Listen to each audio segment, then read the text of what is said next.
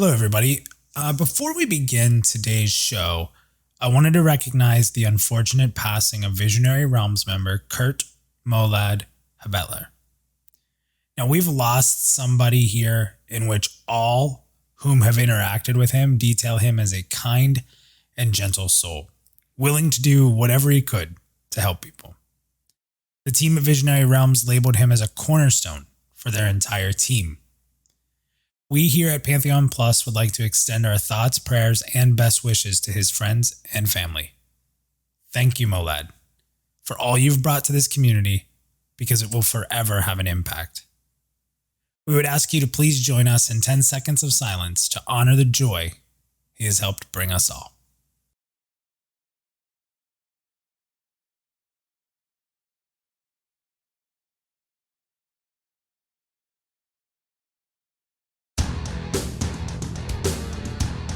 Welcome to the Pantheon.Plus Rewind. Okay, greetings everyone. Welcome to episode 34 of the Rewind, where each week and every week we connect you, the community, with the news and views surrounding Pantheon Rise of the Fallen, the upcoming MMORPG by Visionary Realms. And here at Pantheon.Plus, we are all about building community and connecting people. So we try to bring discussions to the forefront, and we highlight what people are talking about when it comes to this game. So if you're new to the show or the community, welcome, but also know that you might just be featured here. If you've ever engaged in any of the conversation here, whether it's on social media or on the forums or really anywhere else, because that's where we get our content. So as always, joining me is Minus, my tag team partner, and without whom I would be down for the count long ago, having done 34 episodes now. Minus, how are you doing this week? Doing good. I like that little wrestling reference you tossed in. I was really close to pulling like a Macho Man out, like right there. I thought you might like that. Yeah, I'll save everybody from that impression. Good, man. I'm tired. Very tired. We record this show on a Friday night. And for those of you that don't know it about me, I'm a retail manager. I've been a district manager or retail manager across a lot of well-known brand names, I guess you'd say. And I just went through my 19th Black Friday. Oh my God.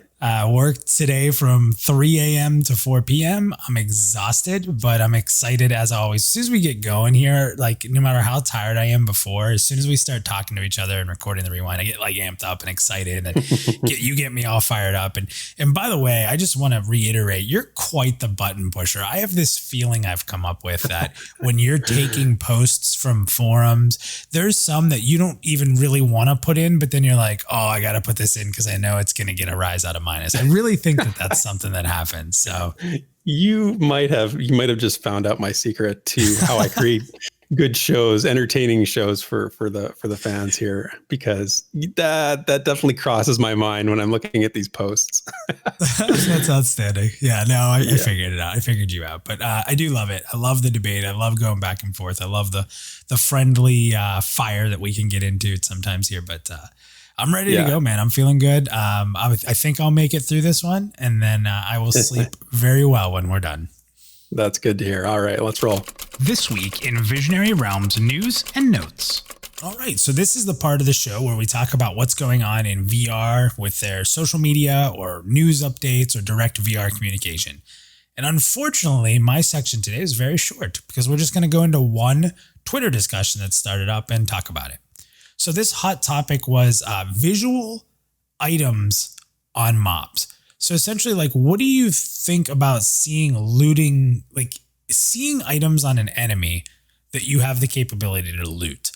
For those that didn't play EverQuest, you could see a weapon in an enemy's hand and say, oh my gosh, they have the weapon, they're going to drop it. So they kind of posed this question to the community, like, is this something you want? Is this what you want to see? Where the loot you're going to gain is right there for you to look at and know that it's going to drop. So let's go through the community responses here. And Theric, as always, feel free to jump in. Zerdjerk here, the first one, he says, add all items seen on the corpse, but also broken stuff. I mean, if I kill someone wearing leather armor with a spear, of course it's with a spear, the armor should be full of holes. So sometimes you get armor and other items like leather armor scraps. Interesting. Wouldn't everything be damaged though? I mean, what armor or items would you get that wouldn't be damaged? I'm not sure about that. Yeah, if you're fighting like a raid boss and you kill him after a 15-minute fight, I would think what's left of it? Scraps. JJ Paderia says, man, I got it wrong again. It's JJ Piedra. There you go. Thank God JJ has a good sense of humor about my horrible ability to pronounce things. And even when I get it right, it would be nice to show it on the mob, he says, but not to have it guaranteed to drop. Kind of like a preview of what you're after. It would also make the mob look unique. However, showing it and having it drop should cause players to sometimes skip killing it if it's not what they wanted. So I don't know about that. I would hate that if I saw it and then it didn't drop. Oh man. I'll get into this a bit more, but like if it's a weapon that has a proc and then that's part of the boss fight, like if he doesn't have it, is it just going to be easier to kill the boss and that's okay? Like that's a good point. It's a really good point. Is it baked into the boss mechanics to have this? I don't know. So that's where I can kind of side with them. Like if they have it, but it's part of their mechanics, then maybe it doesn't drop. I don't know. It's interesting. Libwick says, I would strongly prefer, saying that he likes this whole thing.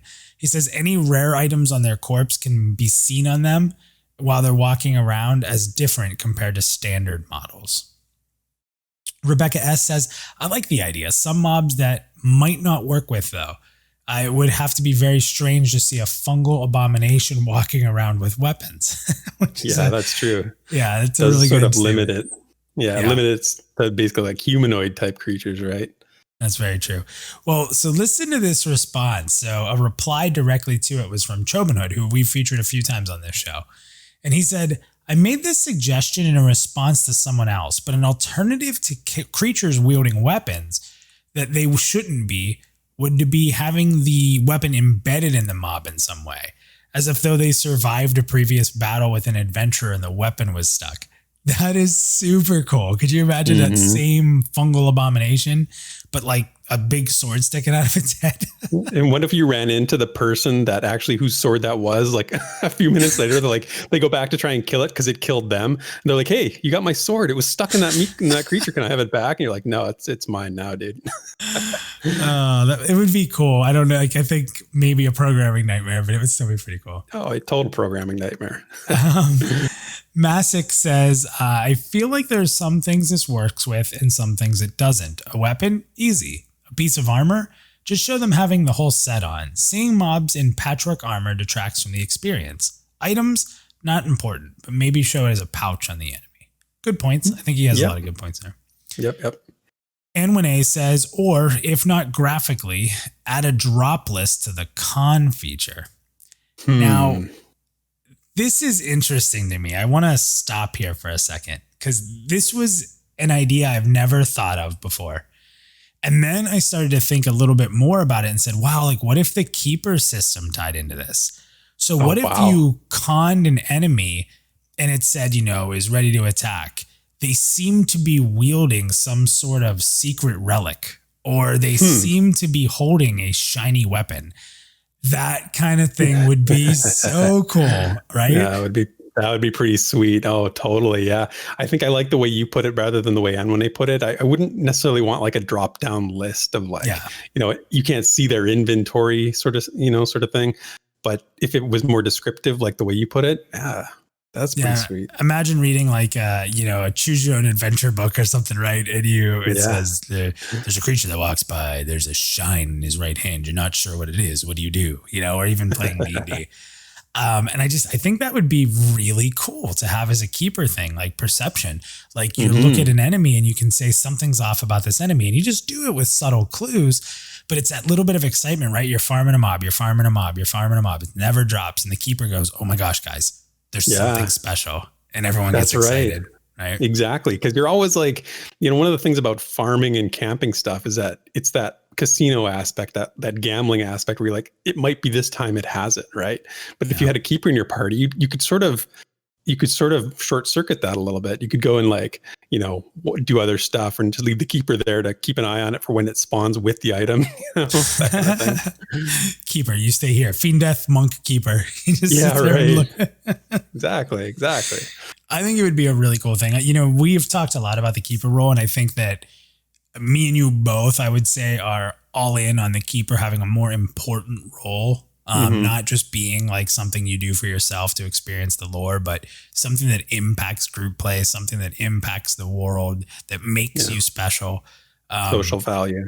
Yeah, I think that would be so cool. I don't know. Yeah, I know we keep coming up with ideas. Every time something sort of comes into this realm of something that the keeper could do, we always jump on it. And it's it's because we see the value. We want it to be valuable, right? So yeah. Yeah, I mean, we've said time and time again, like, don't short yourselves VR on the keeper. It is a truly unique, defining Pantheon experience. Make it stand out. Don't have people hear about it, then go experience. Like, okay, it's cool to experience lore. No, dig it into the ground, make it cool. It's so much. There's so much there. I'm right there with you. Moving along, Toadman Bear says, I love it. Just make sure the mobs with rare items have their stats adjusted accordingly. They should hit like trucks. I like that. Yeah. Yeah. That's sort of what you were saying earlier with the proc. Yeah. Yeah. Yeah. Like, I think of like a Woo's trance stick from back in the day that would proc smite, right? Or like having the yak, right? So, yeah. That's it. It made me think of the knoll with polished granite tomahawk. That thing would proc. You could see it proc, and it was deadly when it did. Yeah, that's an awesome one. I haven't heard of that weapon in so long. Sim Sam says, yes, if I can see the gear other players are using, then why the heck not? Even transmog them so I don't have to. Oh, God. Now we're transmogging the NPCs and their equipment. That might be too deep down the transmog, even for me. Even for you. Whoa, we found your outer limit of the transmog. No transmogging mobs. Yeah, it's like, oh my God, he has the flaming. Oh, never mind, just a rusty sword. What if you're like, buying stuff at like the auction house or something? You're like, why are you buying that for you? You're like, no, I'm buying this for that mob that's over there that I want to dress up and make him look prettier than he is.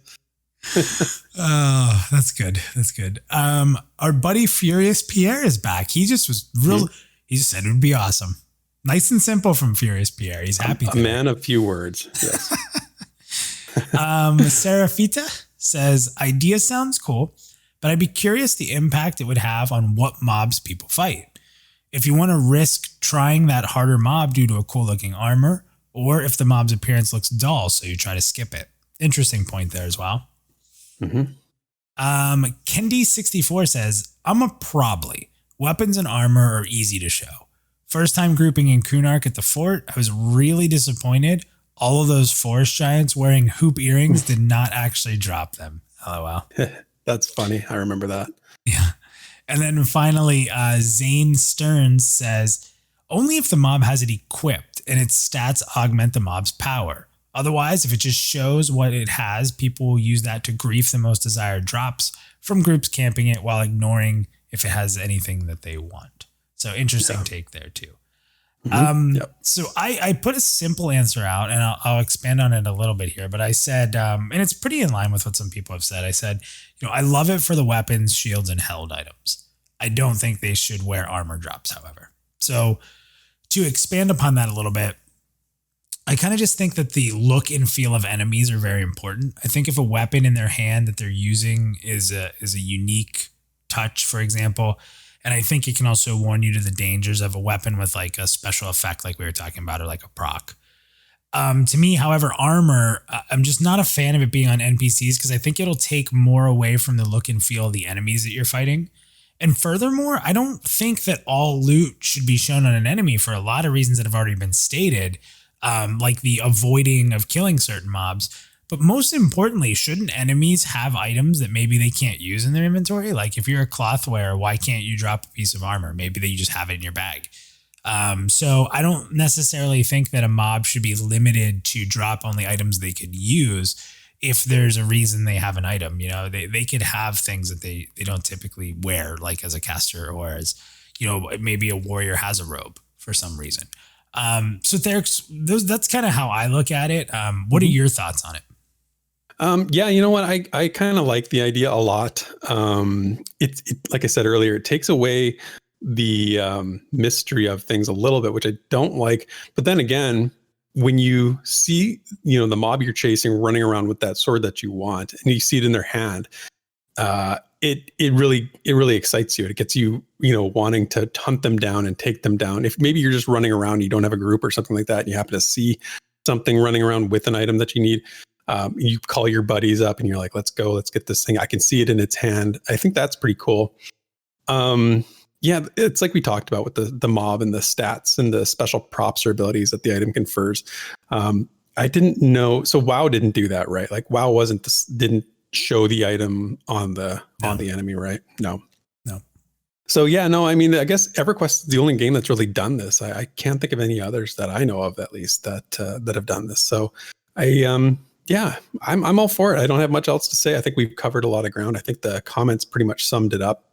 One of the last comment from Zane Stearns was kind of interesting because, if the item is really powerful, it does make the fight all that much tougher if it gives the mob the stats, right? So it's kind of like you want it more, but it also makes the mob that much more difficult to take down. And then you kind of also get into that whole like sense of urgency, right? Because he was talking about how like other players could come in and kill steal it. So like you're camping that camp and then you're like, okay, kill it. It's kind of chill. It spawns with it. And you're like, oh my God, okay. Well, what's around it? How do we pull it? We gotta go now. Go. Like, Yeah. It creates like this very big sense of urgency in that moment where you're kind of like not breathing until it's dead. Yeah, so. Exactly. Yeah. It's a fun idea. Hopefully, I don't know if they're even considering doing this, but sure it's a fun idea for sure. Yep. And like I said, not a whole lot to talk about on the VR front. We have a lot coming up with the newsletter, or not newsletter, the roundtable or the dev stream. There's all kinds of stuff coming out. Yeah, next week will be a busy week. Yeah, next week we'll have a lot more to talk about, and we'll be on Pantheon.Plus to do the dev stream recap Thursday. So a lot more to come, but this week, pretty short week. So with that, I'm going to toss it over to you, Theric, in the community. When the Pantheon community speaks, we listen. So let's dig into the forums and fan projects to see what the discussion's all about.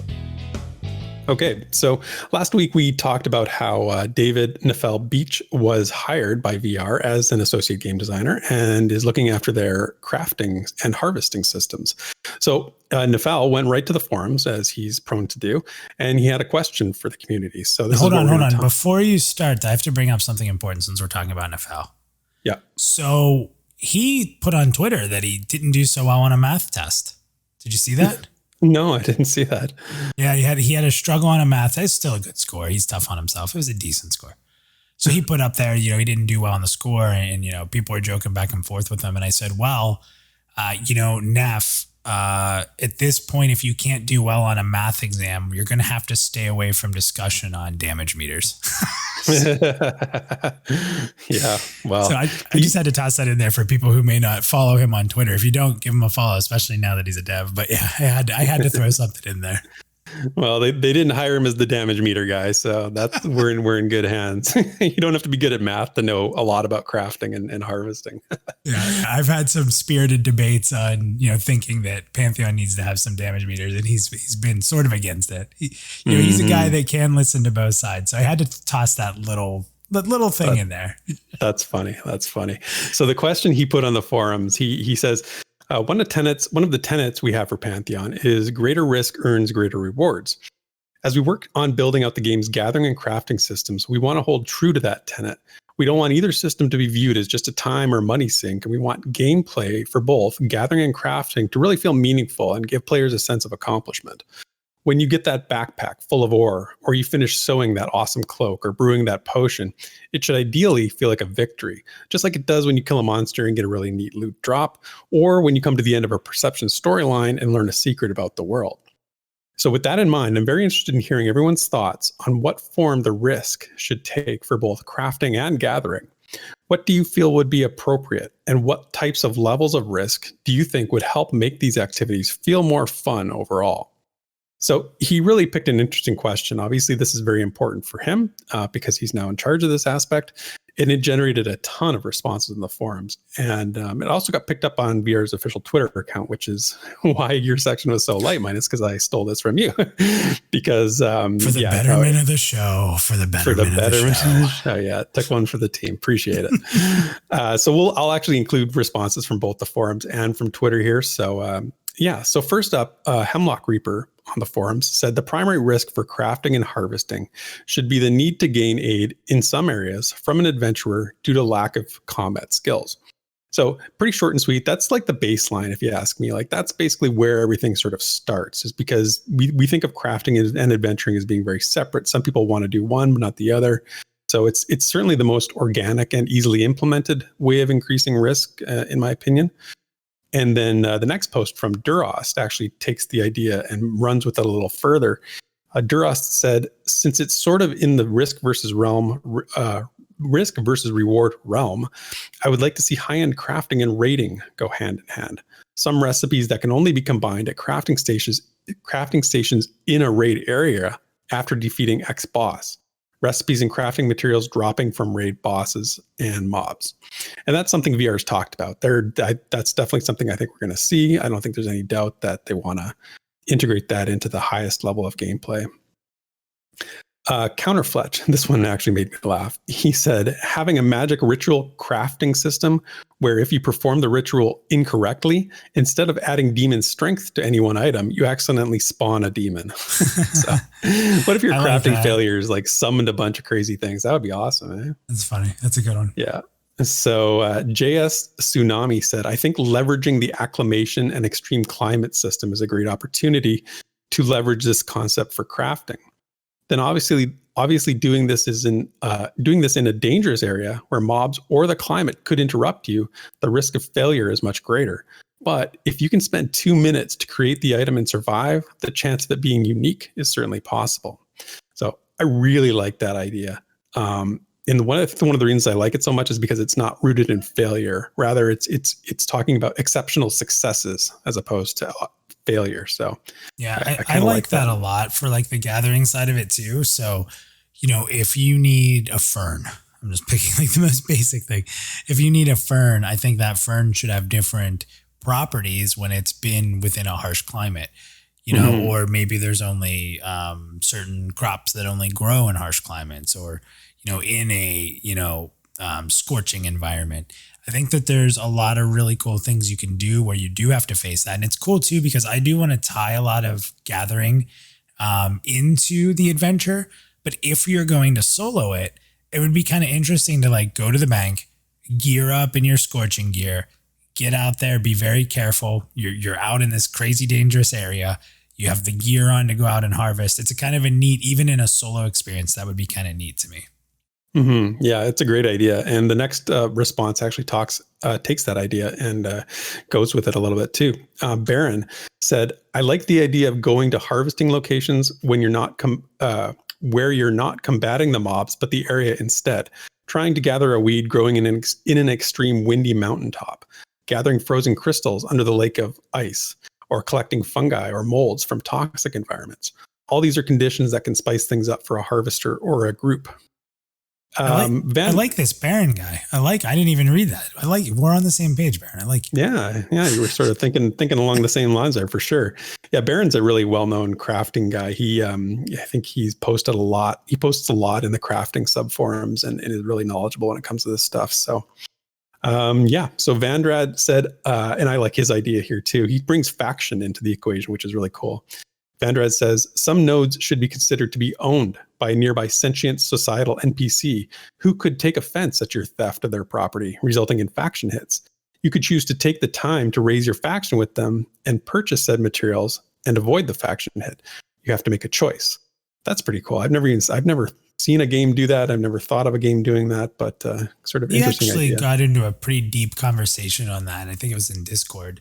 And cool. It was actually really cool. Like he was talking about like the Spriggan, right? Like if you're in Oldwood and you got to chop a tree down, how are the Spriggan going to feel about that? If there's a tree, example. Yeah, right. Like, are they going to be like, hey, we don't like that? So it's an interesting concept. I like that a lot. Actually, I think it's pretty smart. Mm-hmm. It's funny, actually. My wife, I was talking to her before the show tonight, and she was asking me what the topics were, and I mentioned this as a topic. And she's not a gamer. She'd never played an MMO in her life. She doesn't really know anything about them, but I asked her about this, and she's like, well, what about if you were crafting and you didn't complete the craft, or you didn't successfully complete the thing you were making, and it was part of like somebody had requested it, like a quest line or something like that. Mm-hmm. You would lose faction with the person who requested it, right? Like, what if you took a faction hit for your crafting failures? So kind of taking Vandrin's idea about harvesting and adding it to the crafting aspect, I think is pretty cool too. Sounds like there's a future for gaming in this wife of yours. I keep telling myself that. It hasn't happened yet, but maybe one of these days. Darcius said he had another harvesting consideration. He says, as for introducing higher risk and reward dynamics in harvesting, maybe have triggerable events that can give you sort of a time trial or enhanced rewards. That's kind of a cool idea. Hokanu, this one adds a little RNG into it. They said maybe there could be poisonous plants mixed in. So if you're just clicking on everything to gather without much care being taken, you might end up with a negative effect from a poisonous plant, or maybe it spoils the other items you already gathered in your bags. So that's kind of cool. I love that. Do you know what that reminds me of? Like, I'm thinking mainly in like ARPGs, like you're breaking vases all the time or barrels, but some of the barrels are explosive and you're like, oh crap. That's so true. What a great example. That happens to me in Diablo all the time, right? Same. You're just sort of destroying everything in your path, and then like a goblin pops out or something, or some sort of crazy beast. Or like you're low on health and you're trying to find health and you just go melee a barrel and die. Like, oh, I'm an idiot. Yeah. Whoops. Okay, so next one is from Twitter. This is from Nemufe, our friend Nemufe, and they say high risk gathering, low risk crafting. So if obtaining the mats is a challenge, it shouldn't be risked again during crafting. In my opinion, crafting should have something beyond the usual binary result. On failure, you may not craft the item, but you still obtain something resembling it. So they're kind of balancing it out. Our buddy Hoye said, if a recipe calls for 10 iron ore, 5 hides, and 2 rares, well, if I only have 9 iron ore and everything else, my success rate should be like 90%. But if I'm missing both rares, it should be like 0.05%. With, having 1 rare brings it up a little bit kind of thing. So he's kind of like doing the numbers, playing the math and doing the percentages, and a little bit of RNG in there, sort of thing. So some people love RNG in crafting. Some people really didn't want any RNG in crafting, like anything else. Mm-hmm. The next one's also from Twitter. It says it's from Bitter Klinger, and they say 2 things. 1, you should have to destroy a thing to learn a new skill. If you can't make a weapon with a bleed effect, you'll need to loot an item with a bleed effect and deconstruct it. 2, a chance of failure based on your skill versus power level of the desired item or skill. So I like that. Mm-hmm. Yeah, I like that too. It's and it's a good way of sort of, getting items out of the economy, getting items out of the world, sort of thing. Preach. That's something I've been saying is a big obstacle that they're going to have to figure out. I love being able to trade items. I love items having value. Obviously it does mean that if items are going to have a lot more value, that they're going to have to punish us with less drop rates, unfortunately, to control the economy. But even then, over time, these items are still going to flood eventually, some of them. So removing them in any way, shape, or form, I've talked a lot about transmog, but through the crafting system, transmog, through quests, any of that type of stuff, I think is really good. Yeah, exactly. And if it's like a really rare effect, like, what if it's like there's only, a handful of weapons in the world that have this certain effect, and you want to be able to craft that, right? You've got a pretty big choice to make, right? So yeah. And then if you do, and you can now craft that, now you're you have a reputation as a crafter. That's actually really cool. Exactly. You're one of the few who can. That's awesome. Yeah. Dorothy said, to me, risk implies systems like the original EQ2, where you could actually kill yourself with a few bad crafting failures in a row. I can attest. I did that many times. I didn't know that. That's interesting. Yeah. Things exploded and you died. So yeah, they're there for that. Ben and I said it must be loss of mats, both main ingredients and in any catalysts. This means that there needs to be a tight balance between availability of mats and experience gained. If it takes me hours to get just 1 stack of mats to create something and the coin to purchase the catalysts, I'm fine with making the success rate lower, but I need to at least have the ability to get experience from fails. So I don't mind that either. And then the last one is from Grizzly on Twitter.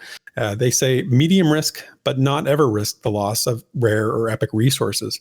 Instead, make it a cooldown on critical resources and high-end crafting to make it a risk. Or make some degree of rare resource is lost, so we need, he says, or make some degree of rare resources lost, so we need to get or trade, buy the lost bit to try again. So I guess he's sort of taking the middle ground and saying, like, really don't want to lose those hard to gain items, hard to gain materials, but I guess there does have to be some level of risk. I mean, at the end of the day, my opinion on this is I like the harvesting ideas. I think they're really cool. And if things can be rooted in like the signature systems of Pantheon, like climate and acclimation, I think that's a great idea. I remember Nifel actually had a forum post a few years back, really good one, talking about a hypothetical scenario where like you're in a dungeon that has multiple climates inside it. So it might be toxic and wind shear, or it might be freezing and something else. And in like you're going along and you're harvesting and crafting components, but they become more difficult the deeper you go in the climate. There's tiers in the climates in Pantheon they've talked about. And as you go deeper, the climates become more difficult. So, when you combine that with gathering, it seems like a natural fit.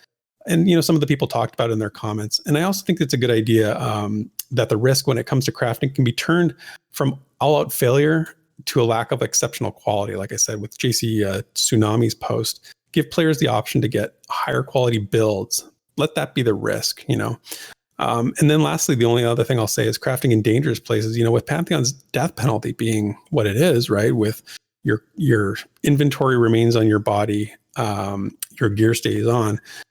That's a pretty big risk to begin with. So why not, put the crafting places in difficult locations where you take the risk of just being killed? I think that's sort of a one that is already baked into the formula that they're going for. But just my opinion on those. What do you think, Minus? I think that last part about the death penalty is really big, because there's a lot of people that say, well, people are just going to put their items in the bank. Well, that's not going to happen. People are going to carry certain items on them all the time.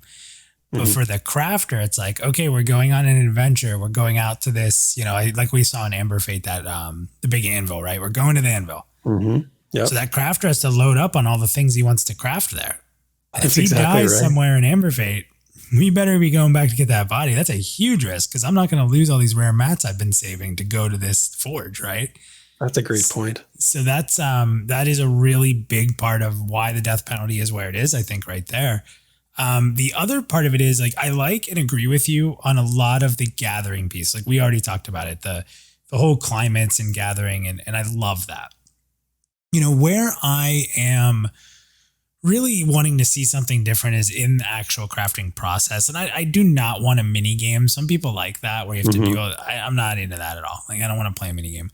But what I would like to see is that, when we play all these games, what makes a crafter better than another crafter is typically getting another recipe that somebody doesn't have, or just getting their, X crafting skill to a certain level so they can make items. I want to see more individual items having their own leveling capabilities. Like, if you make 15 longswords, you should be making a better longsword than someone who made 10. I would like there to be an ability to get a rare recipe for some awesome dagger, and then become one of the best people in the game at making that dagger. And maybe that comes from some sort of sacrifice in what type of items you're making. If you're a blacksmith, maybe you specialize in daggers. Now I can level these daggers up and create a better version of them. And I hate using the generic term of like a +2, +3, +4, but something along those lines, like Minus's dagger of stabbing +6. Well, there's only one person in the world that can make that, and you need extra catalysts or extra mats. But because they've put so much time into it, I can seek that person out to try to make that item for me. I want to see specialization, and I want to see not just everybody making the same items. That's why, to me, crafting's always been boring. If somebody in most games maxes their crafting and gets the recipes, they're the same exact thing as the other person who did it. There's no skill difference. There's no notoriety. I want to see more specialization with more critical choices, and that would make me craft. Like, if I had to make a decision where I'm going to be a dagger smith and I'm not going to be able to make special swords, I'm not going to be able to make, special armor. I'm good, but my daggers are going to be awesome. I love that. That's what I want to see out of the system. Yeah, it's funny you should say that. There was a post in the forums. I didn't include it because there was just too much, but they made that exact point that you just made about specialization should be where the risk lies, because they've talked about the mastery system and how, you're going to be putting points in to build out your character. And if you want to change it later on, the respecing process is going to be extremely costly. So you're taking a risk by making the choices you're making. And with crafting, could take the same sort of aspect like you're talking about. If you choose to become a dagger maker and you go down that road, that's your choice. And the risk is you may not be making something that's the most desirable thing in the world. But you are making the most desirable daggers for the world. And then if you choose to respec, or if there is a way to respec, it's going to be extremely costly and it's going to be painful. So somebody did make that exact argument, and I think it's a really good point. The other thing you said about the mini game thing, it makes me laugh because I've been playing Guild Wars 2 lately, and the crafting system in that game, it's not a mini game at all. It's exactly the opposite of a mini game, and it's horrible. The thing about that game is that I like crafting, and I'm even trying to overcome this system that they have where it's like completely, I can't even explain it. It's obtuse and it's very hard to sort of pick what you're trying to, and what your end result is very dependent on what you've crafted up to that point. And it's hard to see how to get to a certain goal. The path is very unclear. So I think there needs to be some sort of balance somewhere in between, like a pure system like that, where it's just not clear, or a little mini game system. And like Vanguard has when I think of Vanguard and I think of EverQuest 2 and I think of a mini game, and EverQuest 2 had a decent crafting system. I didn't mind that system at all, and I really liked Vanguard's. And some have said that they consider those little mini games, but something in between that and a more pure crafting system, I guess you might say. I think I just want more depth in the created items and not so much how to create them. Like, just give me different mats. I have to get special materials, increase my mats, but I want the end result to be the important thing, not like pressing and timing buttons at the right time or adding this. Like, I get it, but anything that is in a system like that, if someone's a hardcore crafter, it's gonna lose its flair pretty quickly.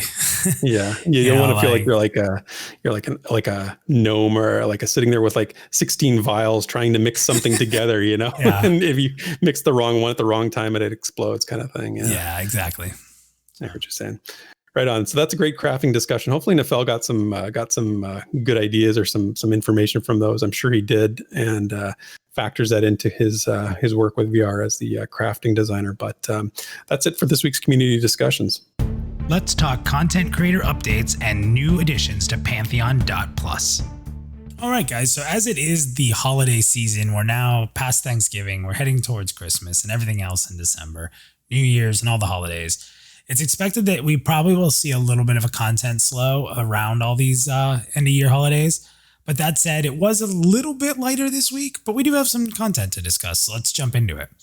So we start with the articles on Pantheon.Plus, and we do have 2 new articles posted. First, our head writer Drac put out a new Rankum article, and this time he talks about the top 5 RPG races of all time. It was kind of fun to see everybody jumping around from different games, and I was kind of shocked to see some people put the humans in their top 5. And I'm not saying I disagree with it. It was just a surprise, I guess. So, Theric, I think I agree that when you talk about these fantasy worlds, as much as we want to see these crazy creatures, like, humans are always a very central point to how these other races interact in the story. So, I mean, I'm going to ask you straight up, Theric, do you think that humans are a top 5 RPG race? No, not at all, man. Not at all. They are like, I don't know. I don't know what the criteria is for making a top 5. I put my top 5 in there. I'll tell you what mine were, and I don't know if I'll remember them off the top of my head, but one was the Volmane from Vanguard. One was Ogres from EverQuest, because they were just ridiculous abominations. They were so ugly. They really there's got to be something creative about about these races. I don't remember what the other ones were, but humans are like, oh, they must be creative, but I can't remember the other three. You're going to make me go look it up. I'm going to have to look it up while you're talking. You're fine. I don't know. I think humans are important. I was sitting there. I will eventually reply to this on the website. It was something I thought I'd be able to quickly type up, and then I'm sitting there and I'm like, I'm not going to be able to do that. I have to like literally write down every race I like and then start like pandering between them. Whoa, should this be higher? Should this be higher? I'll tell you, in World of Warcraft, I always played humans. Like I had a Void Elf towards the end I really liked.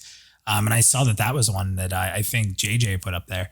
You know, I had a Draenei, which I liked a lot. But mostly humans. And I was like, wow, like I loved my humans. I loved the way they moved. I loved the way they interacted. Their jokes were funny. You know, I really, really liked the humans. You know, I started EverQuest as a Dark Elf, and I really liked Dark Elves back then.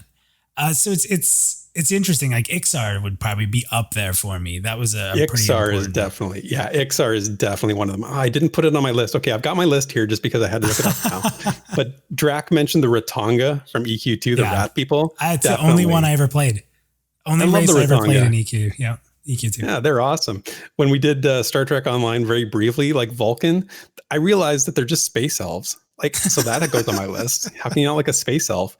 And then my top one was half elf, because I was a half elf in EverQuest. And I have a lot of love for the half races, because I think the mystery of their parentage just adds that extra air to it. So I guess when you say humans, you know, you say humans, I guess I'm half okay with humans. Half humans. Okay. Yeah. All right. Well, anyways, if you guys want to get in on the discussion, go to Pantheon.Plus. You reply in the comments. Mine will be in there soon. I'm really trying to figure this out. It needs to be very accurate, because, you know, it matters that I don't mess up this at all. That's right. Yeah. Either way, make sure to check out the article and log in to give it a thumbs up if you liked it, or add a comment. Like I said, that really helps our articles. So we hope you guys can, you know, give us your thoughts on the articles that come in. Let's encourage writers from around the community to be a part of our community and give them a place where they can get feedback or they can start communication. I think it's important. So the next article was in the series Conspiracy Theory Op-Ed, which is by fan fiction writer Ben and I. This one's called The Kingdom Built Upon Tusks, and it asks the question, are the North Tusk Orcs the unsung heroes of the, I can never pronounce, Deicide? Deicide, yep. I got it. The Deicide War. So Ben and I is a great writer, and I highly recommend checking this out on the site. And they're fun little conspiracy theories that are all based around the lore. So it's neat. Did you get a chance to check that one out yet, Derek? No, I haven't read it yet. I think I looked at the title and I maybe skimmed it, because when I was doing the video, my video this week, I was thinking about this piece, because there's something to this. He's onto something here. There's something behind this. So I'm going to go give it a deeper read and try and maybe answer some questions. So Nice. So in videos this week, it was a pretty light week. We really only had a couple from Pantheon.Plus this week. I didn't see much from Basgram, Nathan, or any of the other team members this week here. But this one is from Drac, the first one. He did another plus profile from Lexer. So if you haven't learned enough about Lexer yet, please check it out. The paladin-hating, fish-stick-eating future Dire Lord. So check that video out. It's a fun little watch. And then thank you to Theric here. He gave us a little lore with our Thanksgiving dinner. So Theric, you covered a video that kind of digged into some of the information on the lesser known inhabitants of Terminus that existed prior to the arrival of the 9 races. So I want to read these and see if I get them right. All right. So I'm going to just pronounce them how Minus would pronounce them. But in part 1, you discussed orcs. That's easy. The Tholin. Yep. Okay. The Gigana? Yep. No, Gigana. Okay. So they're like giants, right? It's the other name for giants. So you have to sort of like half say giants and half say the other part. So Gigana. Okay. So the next word's orphans. Yeah. And then you like kind of also preference them as the Kagons? Come on. Nope. Kajans. Kajans. So you know the area Kaja Sands, right? So that's where the name is sort of like it's come from. Kaja Sands. Yeah.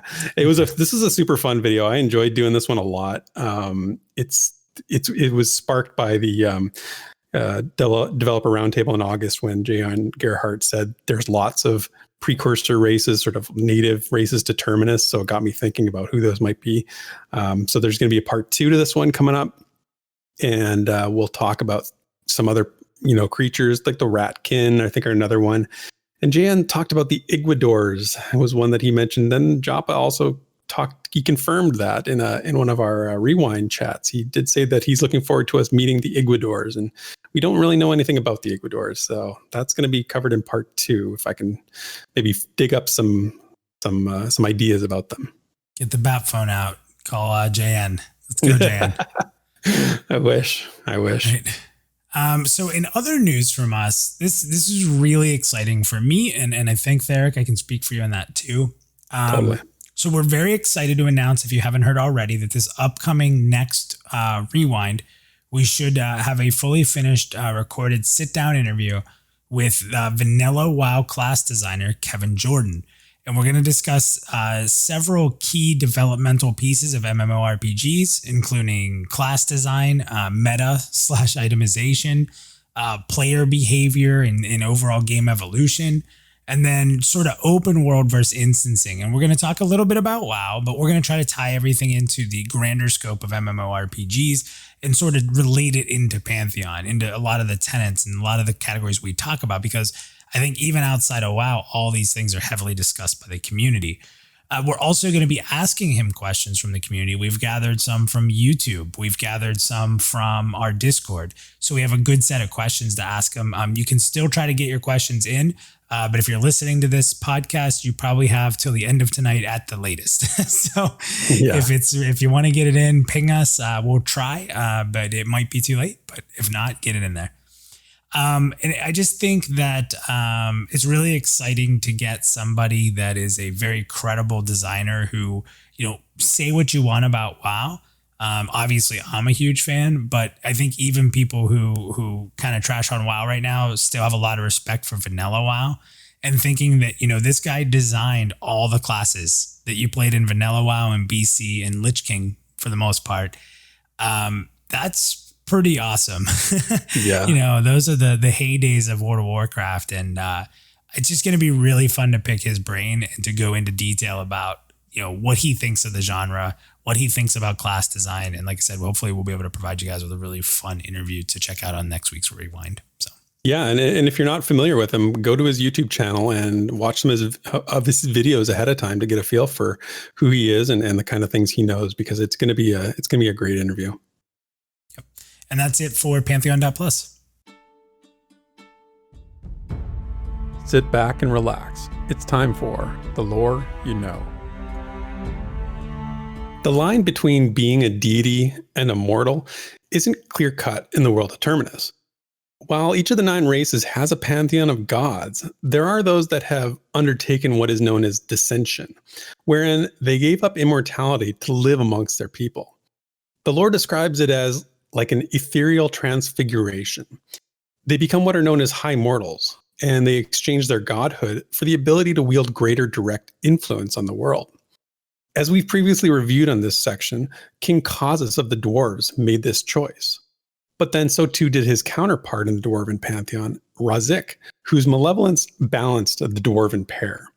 But the most impactful dissension was the Ravaging Lord, the Jinto King, in an effort to provoke the deicide war on Terminus. In fact, he used that temptation of dissension to actually bring other deities to his side. One of them was Osari of the human pantheon. Another one was Haethus Krevgil of the Archai pantheon, and they chose to become high mortals. Now, what other deities may take the high mortal form in the future? And what will that mean for the world of Terminus? That's a story that's yet to be told. And that's the lore you know. And with that, it's time to check the mailbox. Here's the mail, it never fails. It makes me want to wag my tail. When it gets here, I just yell, mail! We're getting sued. Awesome. So not a lot of questions in the mailbox today, but 2 good ones here. One from JJ and one from Issen. So let's start with JJ. He asks, we all know MMOs have worlds to explore, UIs to help us explore, and items and gear to collect. but what are some unique intrinsic or extrinsic rewards that you would like to see in Pantheon that go beyond the normal? Whew, that's a big question. Good question. Do you have an answer for that? Maybe I'll let you go first on that one. Okay. Sure. Yeah, no, it's in terms of unique extrinsic rewards, I think you can look to see a good example of this as what VR used to do when they would highlight community members in their monthly newsletters. That's an extrinsic reward, I think, of playing an MMO. Being active, being a positive member of the community, that I think that should be rewarded.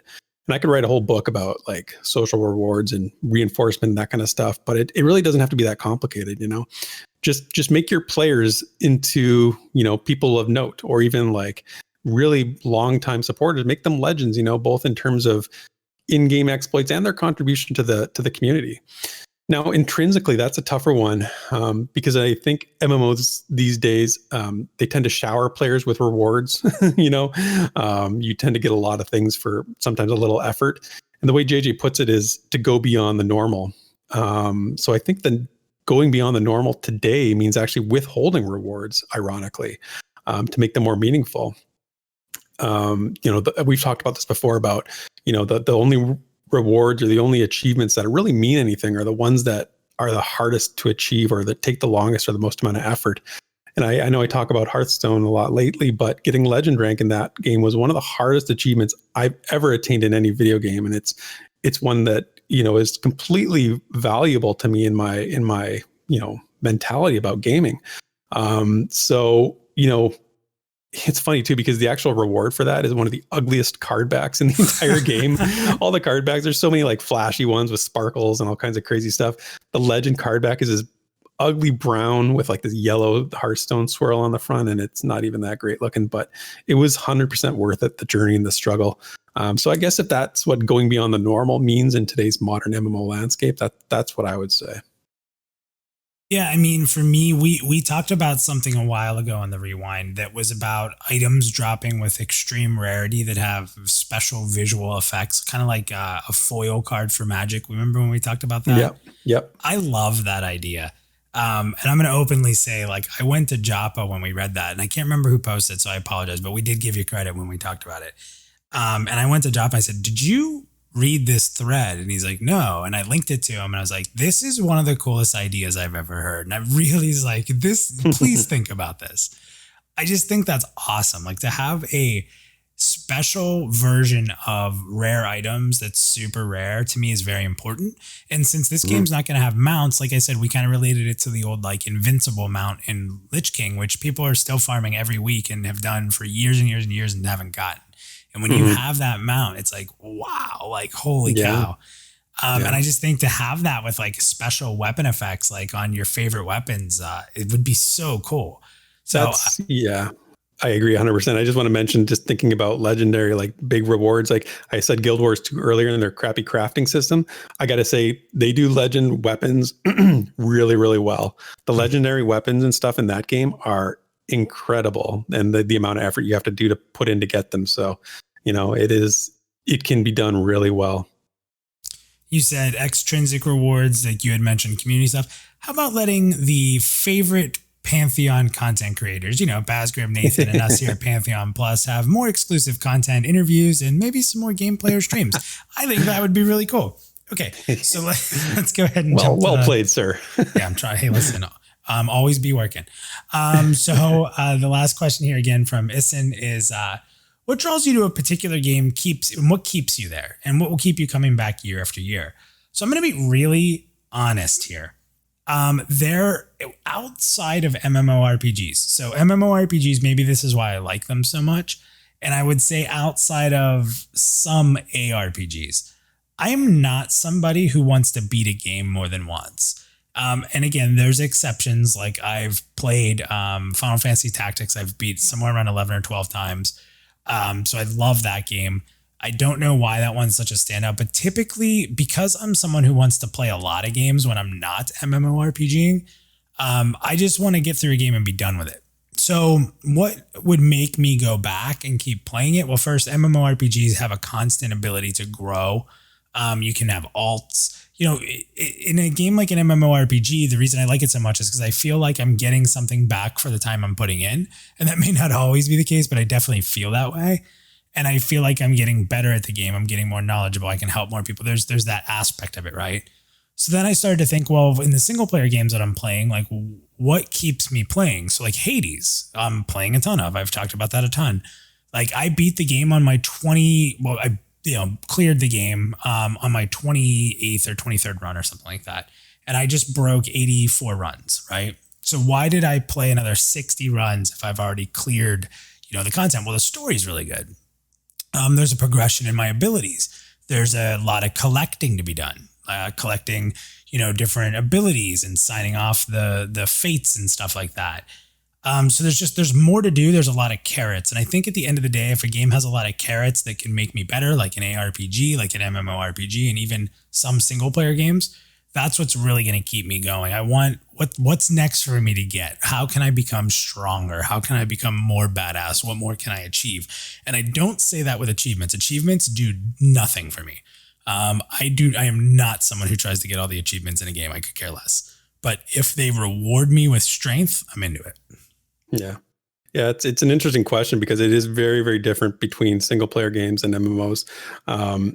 For single player games, for me, it's story. I will go back and play a game, beat a game several times over just to experience different aspects of the story, to try and get different dialogues and see what people have to say when you act a different way towards them. It's sort of Pillars of Eternity pops to mind.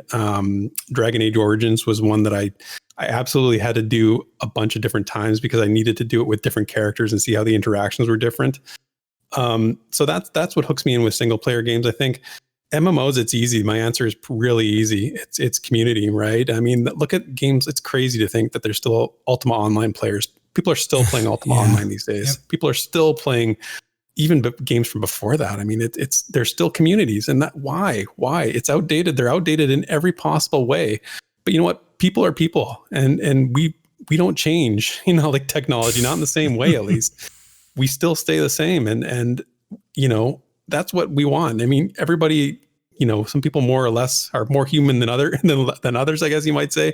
But at the end of the day, we all want the same thing when it comes to having connections with other people. And if you have a community in an MMO, you stick with it, plain and simple. Yeah, really good call out. Well, everybody, thank you for yet another awesome episode of The Rewind. We love having you guys here to listen to us talk live with Theric or myself when I can make it.